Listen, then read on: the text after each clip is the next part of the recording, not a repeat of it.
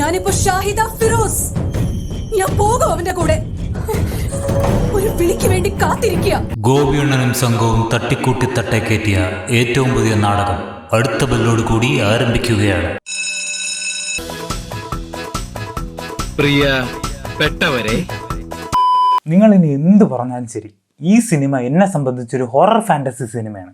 പിന്നെ സത്യമായിട്ടും ഇപ്പൊ ആരുടെടുത്തും ചോദിക്കാം, അണ്ണാ ഒന്ന് പറഞ്ഞു കൊടുത്തേ. സത്യമാണ് ചന്ദ്രേട്ടാ. ഇപ്പൊ വിശ്വാസമായോ? ആ, ഇതിൽ വേറെ എന്തിനെ പറ്റി പറഞ്ഞില്ലെങ്കിലും മരണത്തെ പറ്റി ഇങ്ങനെ പറഞ്ഞുകൊണ്ടേയിരിക്കും. ഈ കുമാരൻ പാമ്പ് കടിയേറ്റാ മരിച്ചത്. കരുണേട്ടന്റെ സഞ്ചയനത്തിന്റെ പിറ്റേന്ന് എന്റെ അമ്മയും അമ്മ മരിച്ചു. പെട്ടെന്നായിരുന്നു കരുണേട്ടന്റെ മരണം. എന്റെ പെണ്ണ് നീലി അവള് പട്ടിണി കിടന്നാ മരിച്ചത്. ഇത് കണ്ടുകൊണ്ടിരുന്ന ഞാൻ വരെ മരിച്ചു എന്നാ വിചാരിച്ചത്. എല്ലാരും മരിച്ചു. അതെ അതെ, എല്ലാവരും മരിച്ചു. ഞാനും മരിച്ചതാ. ഞാൻ പറഞ്ഞില്ലേ ഇതൊരു ഹൊറർ സിനിമയാണെന്ന്. ഈ മരിച്ചു ജീവിക്കാന്നൊക്കെ കേട്ടിട്ടില്ലേ? അങ്ങനെ അയ്യേ, അതായിരുന്നു. കരുണേട്ടന്റെ മരണത്തിന് 3 കൊല്ലം മുമ്പായിരുന്നു കല്യാണം. ഈ മരിച്ചതോ പോട്ടെ, പിന്നെയും വന്ന് കിടന്ന് ഈ ഡയലോഗ് അടിച്ച് വേർപ്പിക്കണോ?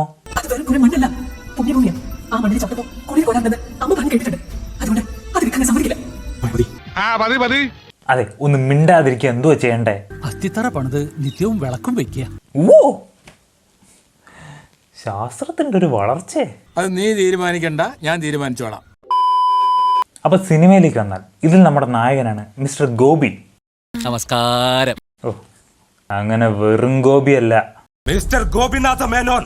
നമസ്കാരം. ഓ ആയിക്കോട്ടെ. നമസ്കാരം. നിങ്ങൾ കളിയാക്കൊന്നും വേണ്ട. മിസ്റ്റർ ഗോപി അങ്ങനെ വെറും ഒരു സാധാരണക്കാരനല്ല, പഠിച്ച IAS വരെ കിട്ടിയിട്ടുണ്ട്, അറിയാവോ? ഹോട്ടലിലൊക്കെ പണിയെടുത്താ പഠിച്ചത്, IAS വരെ നേടി. അതെ അതെ അതെ, കഴിഞ്ഞ ആഴ്ച എനിക്കും കിട്ടിയായിരുന്നു 3 എണ്ണം. ഞാൻ തലമാരെ പൂട്ടി വെച്ച്. അല്ല പിന്നെ ജോലിക്ക് പോയില്ലേ? ആ, ചോദിക്കേ അങ്ങനെ അങ്ങോട്ട് ചോദിക്കേ. പോയില്ല. അച്ഛൻ്റെ അടിമയാവാൻ കഴിയാത്ത എനിക്ക് ഒരു രാഷ്ട്രീയക്കാരൻ്റെ അടിമയാവാനും തോന്നിയില്ല. എൻ്റെ പൊന്നണ്ണ, നിങ്ങൾക്ക് ഈ IASന്റെ ഫുൾ ഫോം തരുന്നെങ്കിലും അറിയാവോ? ഓ, ചിലപ്പോൾ പുള്ളി ഉദ്ദേശിച്ചതേ ഇരുട്ടടി സർവീസ് എന്നായിരിക്കും കേട്ടോ. കാരണം ഇതിനകത്ത് ആരൊക്കെ വന്നിട്ട് പുള്ളി ഇരുട്ടത്ത് അടിച്ചിട്ടൊക്കെ പോകുന്നുണ്ട്. ചിലപ്പോൾ അതായിരിക്കും ഉദ്ദേശിച്ചത്, പറയാൻ പറ്റൂല. മിസ്റ്റർ ഗോപിനാഥ മേനോൻ. പക്ഷെ അതൊക്കെ പണ്ട്. ഇപ്പോ പുള്ളി അമേരിക്കയിൽ നിന്ന് വന്ന വലിയ കോടീശ്വരനാണ്. റിസർവ് ബാങ്ക് വരെ ഇദ്ദേഹത്തിന് സ്വന്തമായിട്ടുണ്ട്. അത്രയ്ക്കൊന്നുമില്ല, എന്നാലും ടൊറാൻഡോയിലുള്ള IT കമ്പനി അവൻ്റെ പേർക്ക് എഴുതാം. ന്യൂയോർക്കിലെ വില്ല, ടെക്സാസിലെ ഫ്ലാറ്റ്, പിന്നെ നമ്മുടെ ഷോപ്പിംഗ് മാള്. ആണാ പറ്റുമെങ്കിലേ ആ വൈറ്റ് ഹൗസ് ഒന്ന് എൻ്റെ പേരിലേക്ക് എഴുതി തരാവോ? ഇത് അമേരിക്ക അല്ല, ഭാരതമാണ്. Oh sorry. Your silence is killing me. By the way, meet mister Chandrappan. നമുക്ക് പുള്ളിയെ ചന്ദ്രുഭായ് എന്ന് വിളിക്കാം. നല്ല തീരുമാനം. നല്ല തീരുമാനം. ഗോപി അണ്ണനും ചന്ദ്രുഭായും ആത്മാർത്ഥ സുഹൃത്തുക്കളാണ്.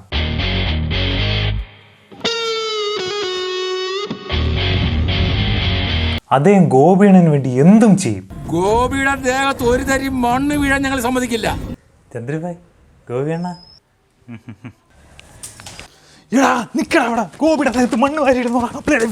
അതുപോലെ ഗോപിയണ്ണൻ എന്ത് പറഞ്ഞാലും ചന്ദ്രുഭായ് ഇങ്ങനെ തലയാട്ടിങ് സമ്മതിക്കും. ഫോർ എക്സാമ്പിൾ, ഇഫ് ഗോപിയണ്ണൻ സേസ് ദിസ്. ഗാന്ധിജിയെ അന്നും എനിക്കിഷ്ടമായിരുന്നു. പക്ഷേ പണ്ഡിറ്റ്ജിയോടുള്ള അച്ഛൻ്റെ ഒരു ആരാധന അന്ന് ഒരു കമ്മ്യൂണിസ്റ്റ് ചിന്താഗതിക്കാരനായിരുന്ന എനിക്ക് ദഹിച്ചില്ല. പക്ഷേ പട്ടേലായിരുന്നു ശരിയെന്ന് അന്നും ഇന്നും ഞാൻ വിശ്വസിക്കുന്നു. ആൻഡ് ചന്ദ്രുഭായ്സ് ലൈക്ക് ചന്ദ്രുഭായ് നാളെ ജനനായക റിലീസാണ്. ചന്ദ്രുഭായ് അടുത്ത ആഴ്ച മെസ്സി കേരളത്തിൽ വരും. ചന്ദ്രുഭായ് നാളെ മുതൽ ഞാൻ നന്നാവും കേട്ടോ. അതെ, നിന്റെ ഭാര്യയുടെ സ്വഭാവശേഷമൊക്കെ എനിക്ക് അറിയാം. ഓ ചന്ദ്രുഭായ്, ഞാൻ കല്യാണമൊന്നും കഴിച്ചിട്ടില്ല, ബാച്ചലറാ. പറ്റിയ ആരെങ്കിലും ഒക്കെ ഉണ്ടെങ്കിൽ ഒന്ന്. ഓ, അപ്പൊ സിനിമ തുടങ്ങുന്നത് അമേരിക്കയിൽ നിന്ന് വന്ന ഗോപി അണ്ണൻ തന്റെ തറവാട്ടിലെ വരാന്തയിൽ കിടന്നുറങ്ങുന്ന കാണിച്ചുകൊണ്ടാണ്. ഇവിടെ ഈ മണ്ണിൽ പൊടിയില്ലോ ആണെന്നേ.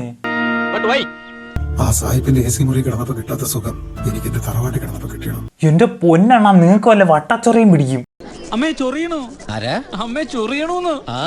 അത് കഴിഞ്ഞാൽ ഗോപി അണ്ണൻ തന്റെ കുടുംബക്കാരെ നമുക്ക് പരിചയപ്പെടുത്തി തരും. ഗോപി അണ്ണ അതാരാ?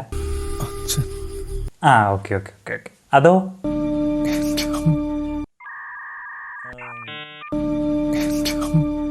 ഓ അമ്മ അമ്മ അമ്മ ഓ ഓക്കെ ഓ ഓ ഓ ഓ ഓ ഗോപിയണ്ണ അത് വകയിലെ മുത്തശ്ശനാന്നും പറഞ്ഞേക്കല്ലേ അതാരെന്നൊക്കെ നമുക്കൊക്കെ അറിയാം. അല്ല ഒരു പെങ്ങളില്ലായിരുന്നോ? എന്റെ അമ്മ ദുഷ്ടനാ, പരമദുഷ്ടൻ. Oh oh oh oh okay okay okay okay okay okay cool cool cool. ഒത്തിരി നല്ല മനസ്സുള്ള ആളാന്ന് അമ്മ പറഞ്ഞു കേട്ടിട്ടുണ്ട്. എന്റെ പൊന്നു മോളെ, ഞാൻ നിന്നെ പറ്റി പറയാം, അതുവരെ പോയി ഓടിക്കളിച്ചോ. നീ ഒന്ന് പോടാ, നീ പണ്ടേ ഉടായിപ്പാ. പരിചയപ്പെടുത്തെല്ലാം കഴിഞ്ഞിട്ട് പുള്ളി നേരെ കുളിച്ച് കുട്ടപ്പനായിട്ട് വന്ന് ആ കോട്ടും സ്യൂട്ടി എടുത്താൽ കത്തിച്ച് കളയും. എന്തിനാ? വിദേശ വസ്ത്ര ബഹിഷ്കരണം. നിങ്ങളുടെ മുമ്പിൽ വെറും ഒരു പച്ച മനുഷ്യനായി നിൽക്കാനാണ് എനിക്ക് ആഗ്രഹം.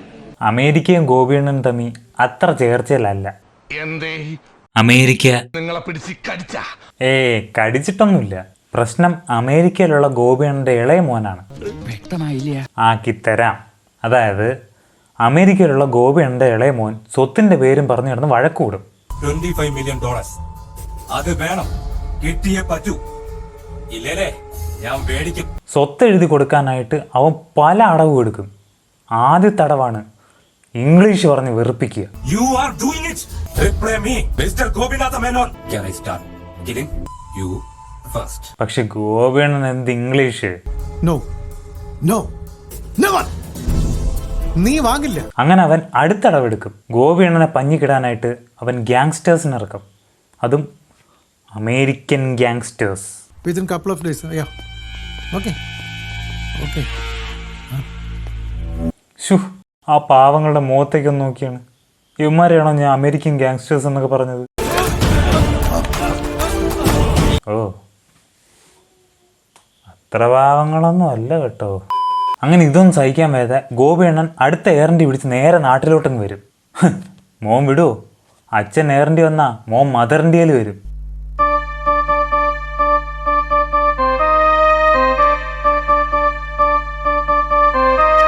ഗുണ്ടബിനു കണ്ണങ്കര കോളനി തോന്നയ്ക്കൽ. അങ്ങനെ വന്ന ഇവനെ നമ്മുടെ ചന്ദ്രബൻ നല്ല രീതിക്ക് ഊക്കിയങ്ങ് വിടും. അതെ, നിന്റെ ഭാര്യയുടെ സ്വഭാവശേഷമൊക്കെ എനിക്കറിയാം. ഞാനൊരു കാര്യം പറഞ്ഞേക്കാം, ഗോപിയുടെ ദേഹത്ത് ഒരു തരി മണ്ണ് വീഴാൻ ഞങ്ങൾ സമ്മതിക്കില്ല. ചന്ദ്രുഭായിയോട് അവന്റെ കളി. രണ്ടു പറഞ്ഞ് പൊക്കോടെ വിടണം. പിന്നെയും പിന്നെയും വന്നിടന്ന് ശല്യം ചെയ്യും. സ്വത്തെഴുത്താ സ്വത്തെഴുത്താ സ്വത്തെഴുത്താ സ്വത്തെഴുത്താ സ്വത്തെഴുത്താ സ്വത്തെഴുത്ത്. അതാണ് കേസ് കൊടുക്കണം. പക്ഷെ കൊടുക്കത്തില്ല. അവസാനം ഉള്ള സ്വത്തല്ല അവന്റെ പേര് തന്നെ എഴുതിയും കൊടുക്കും. ഇട അമേരിക്ക. ഇനി നമുക്ക് ഗോപിയണ്ണന്റെ പെങ്ങളെ പറ്റി പറയാം. എന്റെ അമ്മ ദുഷ്ടനാ. എന്റെ പൊന്നു മോളെ ഒന്ന് മിണ്ടാതിരിക്കാവോ? എന്റെ അമ്മ ദുഷ്ടനാ, പരമദുഷ്ടൻ. അപ്പൊ ഗോപിയണ്ണൻ തന്റെ പെങ്ങളെ കണ്ടിട്ട് വർഷങ്ങളായി. കൈകൊട്ടി വിളിക്കുക. പെങ്ങളെ പെങ്ങളെ പെങ്ങളെ. എന്തൊരു ചളിയാടോ. അതിനിത് കാക്കയല്ല മിസ്റ്റർ, പെങ്ങളാണ് പെങ്ങൾ. അതുകൊണ്ട് തന്നെ ഗോപിയണ്ണനും ചന്ദ്രുഭായും കൂടെ ഒരു ഓട്ടോ പിടിച്ച് നേരെ പെങ്ങളെ കാണാൻ പോവുക. അവിടെയാണ് ഈ സിനിമയിലെ മറ്റൊരു ക്യാരക്ടർ, മിസ്റ്റർ അപ്പൂപ്പൻ ആൻഡ് ദ ബോയ്സ്. അല്ല, വേറൊരു അപ്പൂപ്പൻ. കൺഫ്യൂഷൻ ഒഴിവാക്കാനായിട്ട് നമുക്ക് പുള്ളിയെ അപ്പൂസ് എന്ന് വിളിക്കാം. സുമിത്ര പറഞ്ഞ് ചിലതൊക്കെ അറിയാം. ഓ എന്താ അറിഞ്ഞിരിക്കണേ? പറയൂ പറയൂ പറയൂ. ഒത്തിരി പഠിച്ച ആളാന്നും കേട്ടിട്ടുണ്ട്. ശ്ശോ, ഈ സുമിത്ര വെച്ചുള്ള ഒരു കാര്യം. കുറച്ച് സപ്ലൈയൊക്കെ അങ്ങനെ ബാക്കി കിടപ്പുണ്ട്. പക്ഷെ സ്റ്റിൽ യുനോ. പക്ഷെ പഠിപ്പ് മനുഷ്യന് ബുദ്ധിശൂന്യത ഉണ്ടാക്കുന്ന താങ്കളെ കണ്ടപ്പോഴാ മനസ്സിലായേ. ഒരുമാതിരി മറ്റേടത്തെ വർത്താനം പറയില്ല കേട്ടോ. അല്ലേ, ഇയാൾ ആള് കൊള്ളാലോ. ആരെയും കുറ്റപ്പെടുത്തിയതല്ല. മിസ്റ്റർ അപ്പൂസ് ഒരു ബ്രില്യൻറ്റും സകലകല വല്ലഭനുമാണ് എന്നൊക്കെയാണ് പുള്ളി തന്നെ പറയുന്നത്. പക്ഷെ ഞാൻ പഠിപ്പില്ലാത്തവനാ. വെറും 7ാം ക്ലാസ്. ബുദ്ധിയുണ്ട്, സ്നേഹമുണ്ട്, മനസാക്ഷിയുണ്ട്. ഇതൊക്കെ ആരും ചോദിച്ചോ നിങ്ങളോട്? മകൻ മരിച്ചിട്ടും മരുമകൾ ഒറ്റപ്പെടുത്തിയില്ല. അവളുടെ അച്ഛനാ. ഗോപി ഓക്കെ. ഇനി ഈ സിനിമയിൽ എന്താണ് നടക്കുന്നതെന്ന് വെച്ചാൽ ഒന്നുമില്ല, എന്തൊക്കെയോ നടക്കുന്നുണ്ട്. നമുക്ക് ഓരോന്നായിട്ട് പരിചയപ്പെടാം. ആദ്യത്തേത് ഗോപിയണ്ണന്റെ കുറച്ച് നന്മയോളിത്തരങ്ങൾ. റോഡ് സൈഡിൽ മരങ്ങൾ വെച്ച് പിടിപ്പിക്കുന്ന ഗോപിയണ്ണൻ, എപ്പോഴും കുടിച്ചു നടക്കുന്നയാൾക്ക് സ്ഥലം വിട്ടു കൊടുക്കുന്ന ഗോപിയണ്ണൻ, ക്ലബിന്റെ വാർഷികത്തിന് സ്പോൺസർഷിപ്പ് ചെയ്യുന്ന ഗോപിയണ്ണൻ. അയ്യോ വയ്യ, മതി മതി, എനിക്കിനി വൈക്ക പറയാം. അയ്യോ ഗോപി ഓക്കെ. ഇനി ആ നാട്ടിൽ ഒരു ഒളിച്ചോട്ടം നടക്കുകയാണ്. ഞാൻ ഞാൻ പോകും അവന്റെ കൂടെ. എവിടെയും ഒന്ന് ഇറങ്ങിപ്പോ, അങ്ങനെ ഇനി പടം ഒന്ന് തീരുമല്ലോ. അവനെ പിടിക്ക്. ദേ ഇറങ്ങിപ്പോന്ന്. ചേച്ചി ആ കൊച്ചിനൊന്ന് പിടിച്ചു വെച്ചേ. ഒരൊറ്റ കീറ് ഞാൻ വെച്ച് തരും. സംഭവം മറ്റേതാ, മറ്റേ ലവ് ജിഹാദ്. ഇതൊക്കെ എന്റെ തലയിലാവൂല. സാധാരണ ഒരാൾ ഒളിച്ചോടുക എന്ന് പറഞ്ഞാൽ ആരും കാണാതെ ആരാരും കാണാതെയൊക്കെ ആയിരിക്കുമല്ലോ. പക്ഷെ ആ ക്ലീഷെ ഈ സിനിമയിൽ ബ്രേക്ക് ചെയ്തിട്ടുണ്ട്. വീടിന്റെ പുറത്തും അകത്തും നിറയെ ആൾക്കാരാ. അതിന്റെ ഇടയിൽ കൂടെ ആ പെങ്കൊച്ച് ഒളിച്ചോടാൻ നോക്കുക. അങ്ങനെ അവൾ താൻ പറ്റിക്കപ്പെട്ടു എന്ന് മനസ്സിലാക്കുന്നു. ഇതൊക്കെ അറിഞ്ഞാൽ പോലീസ് ചുമ്മാ ഇരിക്കോ? അങ്ങോട്ടും ഇങ്ങോട്ടും 2 റൗണ്ട് വണ്ടി ഓടിച്ച് കളിക്കും. അല്ല പോലീസ്, നിങ്ങൾ പ്രതിയെ പിടിക്കുന്നില്ലേ? അവന് ഇപ്പൊ പിടിച്ചില്ലെങ്കിൽ കിട്ടത്തില്ല. പിന്നെ അവൻ വളർന്ന് വലുതായി വലിയ ഫിറോസിനെ പോലീസ് അറസ്റ്റ് ചെയ്തു.